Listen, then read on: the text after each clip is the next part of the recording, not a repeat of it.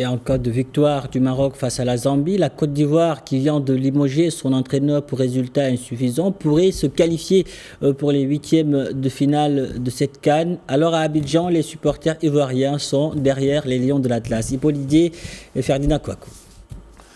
Toutes les équipes qualifiées pour les huitièmes de finale de la Coupe d'Afrique des Nations édition 2023 seront connues aujourd'hui à l'issue des derniers matchs de poule de la compétition.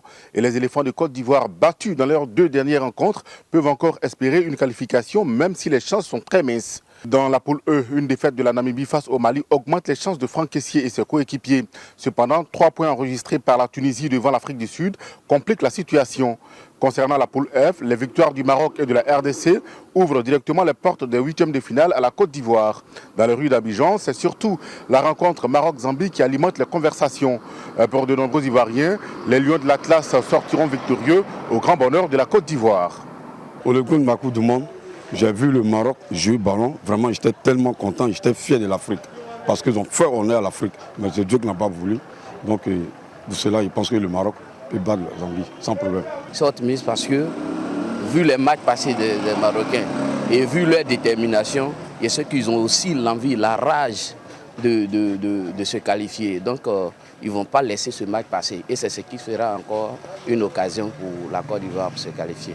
Malgré les performances actuelles du Maroc et son récent parcours à la dernière Coupe du Monde, d'autres supporters ivoiriens restent prudents par rapport à sa rencontre de ce soir.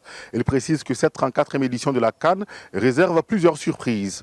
Parce que c'est les pays, genre comme la Zambie, ces genres de pays, ce sont des pays qui fatiguent, comme on appelle ça, les équipes maghrébiennes.